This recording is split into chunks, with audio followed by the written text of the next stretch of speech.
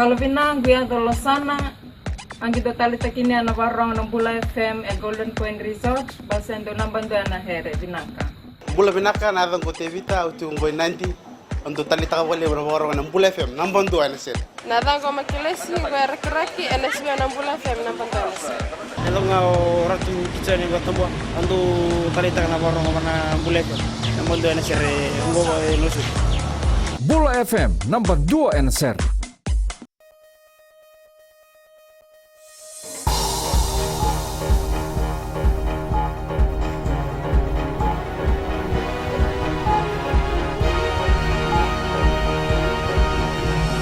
Good evening, I'm Jackie Spade. This is FBC News. Tonight, $62 million recovery bill for education sector and additional vouchers for cyclone-affected social welfare recipients.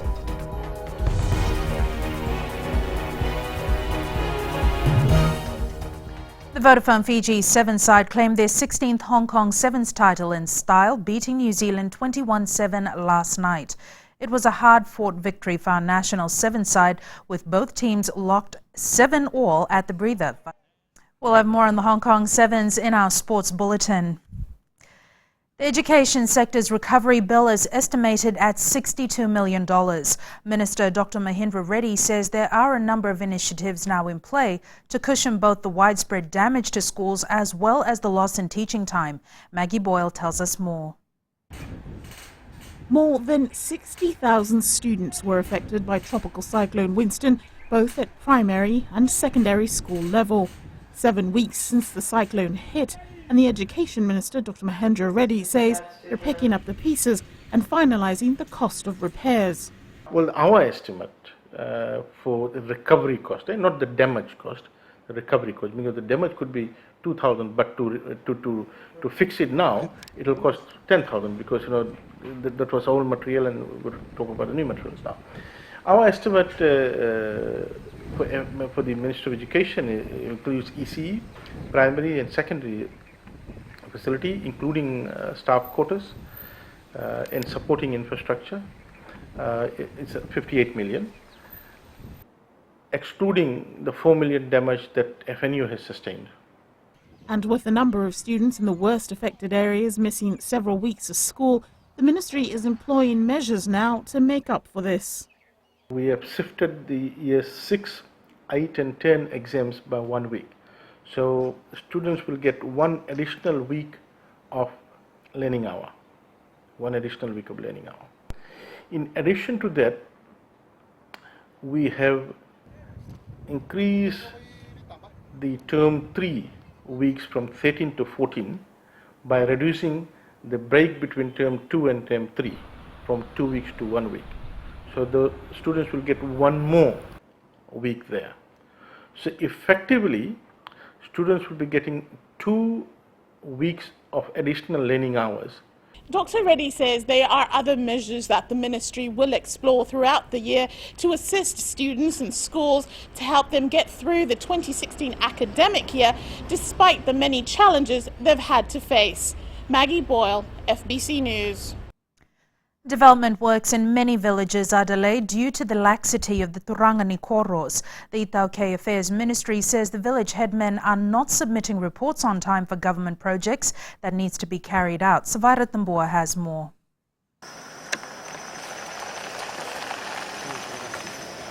The approval of government assistance to villages depend on the reports submitted by the Turangani Koro or village headman. However, the permanent secretary for Itaukei Affairs, Naipote Katoni Tambua, says they are not submitting reports to the office of the Rokotu in time. After the Winston crisis, that their profiles were used as a basis of the rehab program or the food ration distribution. The ministry is now looking at what is causing the delay in submitting the reports and how it can be improved. Under the Fijian Affairs Act, there should be 2 village meetings in a month. Unfortunately, in some of our villages, they only have 5 or 6. Some only conduct 2 village meetings last year. The headman of Tamavo village outside Suva agrees there have been some laxity on their part. And I admit that reports were not submitted on time. But from now onwards, we will try to help the government and submit reports, not only for the benefit of the Tamuvua villagers, but also for those that reside on our land. Training will be provided to the Turangani Koro soon. Permanent Secretary Katoni Tambua says reports will be monitored on a monthly basis as part of the government civil service reforms. Sabera Tambua, FBC News. More than 71,000 social welfare recipients will have additional top-up to their food vouchers for May and June. A letter of understanding was signed in Suva today between the government and the United Nations World Food Programme for a targeted cash-based transfer program. Akusita Tale reports. The targeted cash-based transfer program will add on to the assistance given to recipients by the Social Welfare Department. Those living in 12 priority areas affected by TC Winston and are existing beneficiaries of the Poverty Benefit Scheme, Care and Protection and the Social Pension Scheme will benefit from this new initiative. An additional $150 Fijian top-up will be provided to 12,761 households in the 12 affected areas who are recipients of World Food Voucher under the Poverty Benefit Scheme and Care and Protection. A $50 Fijian top-up will be given to 7,895 recipients of the Social Pension Scheme voucher. The 12 priority areas includes Vanombalavu, Koro, the Lomaiviti Group, Taveuni, Gamea, Savusavu, Mbua, Nambowalu, Tavua, Tailevutura, Rakiraki, Ba, Lautoka, and Yasawa. The assistance will enable the recipients to purchase food items with an additional inclusion in the existing list that we have with fruits and vegetables. With the assistance from the World Food Programme, these affected households will be able to procure the much needed food and supplement their families with their dietary daily needs. 44,169 households benefited from the previous payout of more than $20 million. The additional top-up vouchers will enable affected recipients to focus on other greater needs of recovery and rebuilding their homes and communities. Akusita Tale, FBC News. Still to come on FBC News, Zika outbreak expected to cost the economy tens of thousands of dollars. And TC Zena lives significant damage to the agriculture sector. Stay with us.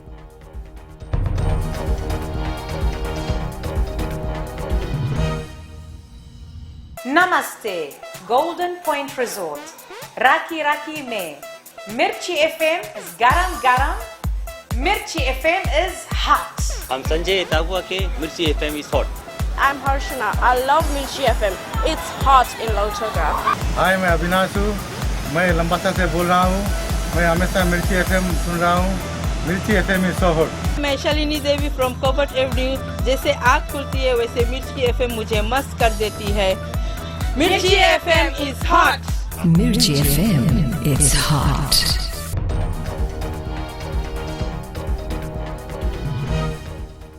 Welcome back. This is FBC News. The recent Zika outbreak is expected to cost the economy tens of thousands of dollars when employees' assessments are completed. With over 5,000 cases recorded in Suva alone, the Central Division's workforce was affected at unprecedented levels. Suva in recent days has been looking like a scene out of a zombie movie. Thousands of working Fijians in particular afflicted with conjunctivitis, locally referred to as Zika. Companies have had to send their workers home in some cases that I know of. There's additional costs to hiring other people to fill in the gaps. In many cases, so in most cases, the staff who were not affected had to sort of carry the load. The economic implications of a Zika outbreak goes beyond the immediate health system. There are also costs related to loss of productivity and its spin-off effects. It's tens of thousands of dollars. When you put a figure to it, the numbers are coming in. We've sent out a questionnaire to all my members, and every single company has been affected in Suva.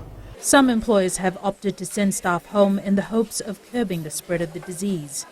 But in terms of the restaurants, that's a very touchy situation, and I think that staff should go home because it's in the interest of public safety also. While saying that, I note that there may be an issue because of the shortage of staff, but hey, you're looking after the wider public here. While the total cost of Zika is still being assessed, the spread of the disease itself seems to be abating. There seems to be fewer people wearing sunglasses on a daily basis. The damage to crops and farms due to flooding caused by tropical cyclone Zina last week is significant. Agriculture Minister Inieseru Ratu surveyed the affected areas over the weekend. Ellen Stolz has more. Tropical cyclone Zina has left a trail of damage, especially in the agriculture sector in Singatoka, Nandi, Mba, Rakiraki and parts of the Central Division. The Agriculture Ministry has taken a proactive step and efforts are underway to help farmers. This is additional to what we have already planned for Cyclone Winston recovery as well. We want to get back to food production, and unfortunately some of the seedlings and the cuttings that were distributed during Winston, they have been affected again. But this is the risk involved in agriculture, and farmers are used to this. Inieseru Ratu says in the coming weeks they will have a fair idea of the damage sustained. I have issued out instructions to all the sectors for them to do their own assessments now. We will probably give them 1 or 2 weeks because of the amount of devastation. It's not as serious as what we experienced in Winston. So the sectors are working on it now. And of course they will compile their own reports, and the sooner we get it, the better it will be for us. The minister says as Fiji approaches the end of the cyclone season, people need to start focusing on recovery to ensure that the impact on individuals and Fiji as a whole is minimal. Ellen Stolz, FBC News. Ways in which police officers deal with domestic violence cases will be looked into. Around 20 police officers participated in a domestic violence workshop in Suva today to learn more about dealing with such cases. Ali Kimbia has more. 169 cases of violence against women and children were reported in the first 2 months of this year. Chief of Intelligence and Operations ACP Rusiati Tunrabu says these cases are first reported to the police and officers need to be well equipped to deal with them. The issue here is that we have also received complaints that police officers tend to be biased on some of the actions at the frontline desk because we are living in such a society that we know each other. There are relatives that are victims and perpetrators. However, the law is very straightforward in regards to that. ACP Tunrabu says officers need to act according to the law when such matters are reported. As I used to say, our job is not to reconcile any cases that are reported at any station. That is for the court to decide. Police Commissioner Brigadier General Sitibeni Ngilio says the force needs to take the lead role to help eradicate this issue which has plagued the nation for years. And it's important for me that we all sit here as senior members of the Fiji Police Force, that we are on the same wavelength on trying to address this issue. The one-day workshop will ensure these officers understand the laws surrounding domestic violence against our women and children. Ali Kimbia, FBC News. Around 250 volunteers have been working around the clock to help in relief work for the past 2 months. The Fiji Red Cross Society says this way they managed to reach out to those families in times who were affected by Tropical Cyclone Winston. Kelly Vavala has more. These volunteers have dedicated their time to help the Fiji Red Cross Society provide relief supplies to those affected by a Category 5 cyclone almost 2 months ago. Many people don't know, but really the branches that are run don't have staff. Our branches are actually run 100% by volunteers. Some of these volunteers have quit their jobs to be part of the relief efforts.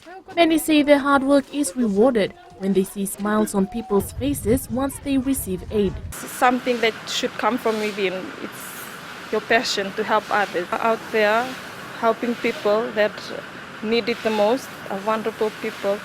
I learned more skills and also the knowledge that the different departments of British Red Cross is running in their activities. It's not an easy task.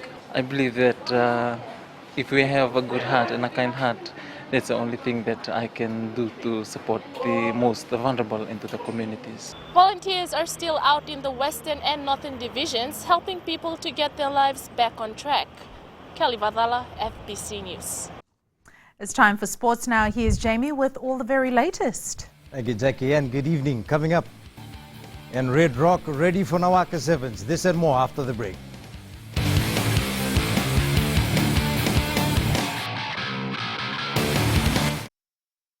Yandra, I love listening to Gold FM at Golden Point Resort. Gold FM, only the classic hits. Hola, my name is General from Fbctv. I love listening to Gold FM, only the classic. I'm Moses from Valeu. I love listening to Gold FM, only the classic hits. My name is Marita Manako. I'm from Kandavu. I like listening to Gold FM, only the classic hits. My name is Filipa from Tavo Town. I love listening to Gold FM, only the classic hits. Gold FM, only the...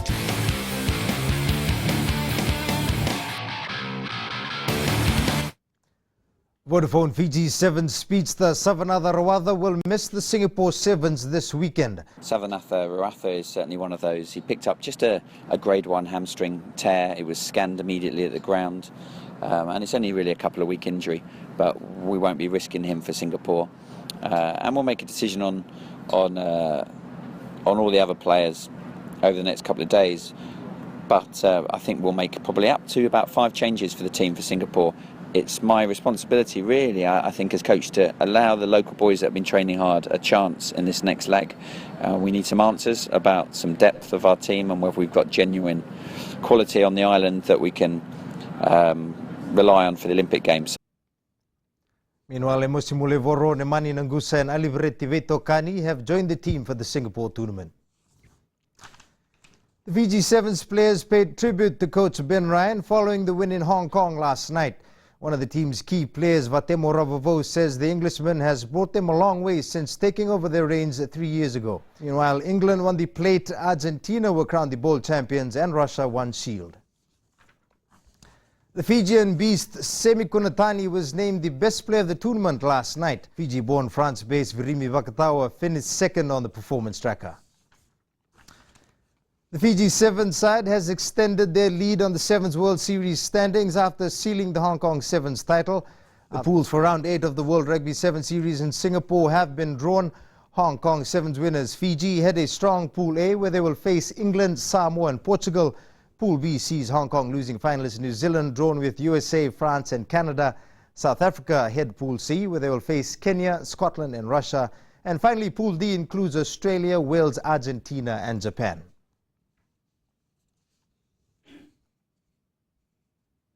The 2-day tournament starts this Saturday and you can catch live coverage on Fbctv.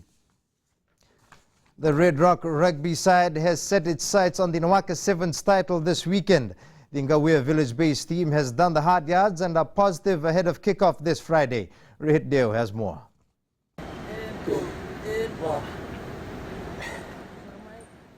There's no gain without pain and the Red Rock team knows that well. The Lotte Rasinga coach side went through a grueling training session today. I think the western side this week will be very tough because of the weather. That's why we are training on the sunny side like this so that we can adjust. Red Rock has won the Nawaka Sevens title twice in the last 6 years. Rasinga says his team is ready for their 3rd title. We always give our best in our preparation because we don't want to be we don't want to be participating only. We always come there to win, and we know that we won the Nawaka Sevens twice, and this should be the 3rd time. 80 teams will take part in the 2-day meet which starts on Friday. The 2-time winners are aware that there will be no hiding from the heat this weekend at Nandi's Prince Charles Park. Rohit Deo, FBC Sports. Nandi Football secured its first OFC Champions League win, beating Kiwi FC 4-3 this afternoon. Anish Kim scored all 4 goals for the Jet Setters. Meanwhile, 6 players were sent off in the game, including Nandi's Vereti Dixon, Napoleon Ngasipakatine and Waisake Tambudava. Meanwhile, at 1 p.m. tomorrow, Suva takes on Hekari United, and you can watch that match live on Fbctv. That's it from Sports Tonight. Good evening.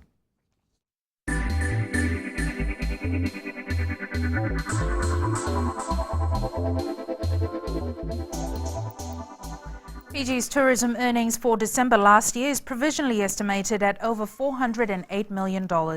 This represents a 10.8% increase over the December quarter of 2014 earnings. Australian visitors contributed over $209 million, with over $61 million attributed to New Zealand visitors. Fiji's earnings from tourism for 2015 is provisionally estimated at $1.56 billion.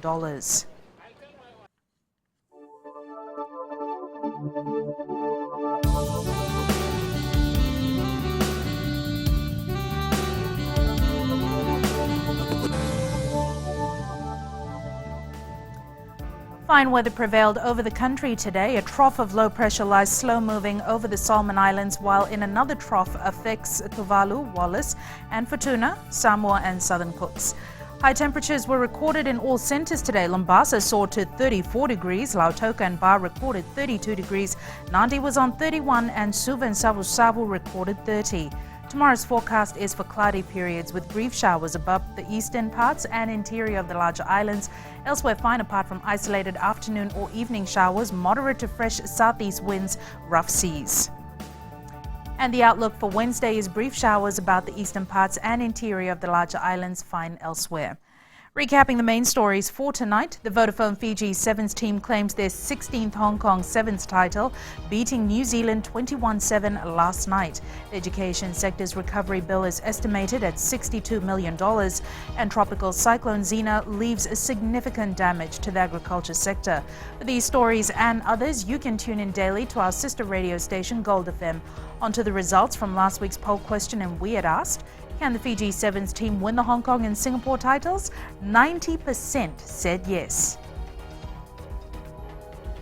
And this week we are asking, are there too many fake local online boutiques in operation? To answer, visit our FBC website.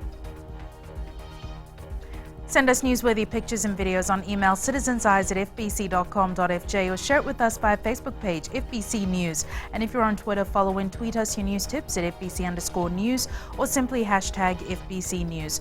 You've been watching FBC News. I'm Jackie Spate. Bye for now.